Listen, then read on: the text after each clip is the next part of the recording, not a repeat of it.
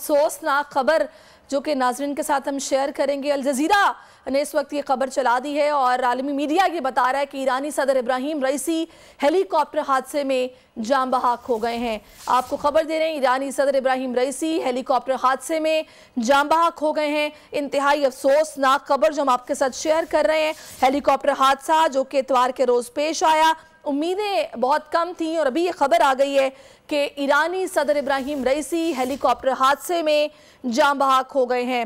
बहुत तशवीशनाक खबरें आ रही थीं। सर्च ऑपरेशन किया गया, मलबा तलाश कर लिया गया और अभी बताया जा रहा है कि हेलीकॉप्टर हादसे में तमाम 9 अफराद जान बहक हो गए हैं। आलमी मीडिया के मुताबिक इंतहाई अफसोसनाक खबर, इस हेलीकॉप्टर में जितने अफराद सवार थे वो तमाम ही जान बहक हो गए हैं और ईरानी सदर भी इनमें ज़ाहिर है मौजूद थे।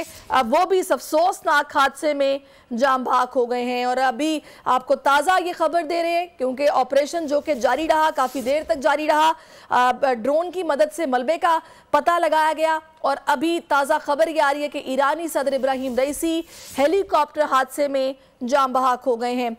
सैयद मोहम्मद अली साहब भी हमारे साथ मौजूद हैं। सैयद मोहम्मद अली साहब, कुछ ज़ाहिर है लग तो रहा था कैसी ही खबर आएगी, इम्कानात कुछ ऐसे ही थे, लेकिन अब जाहिर है पूरी कोशिश की जाएगी कि बिला वजह का एक पैनिक अवाम में क्रिएट ना हो और तरीके के साथ मामलात को आगे लेके चला जाए, इंतज़ामी मामलात में खलल ना पैदा हो। इस अफसोसनाक खबर के बाद ईरानी जो इंतज़ामिया में उसकी बात कर रही हूँ, क्या कहेंगे आप?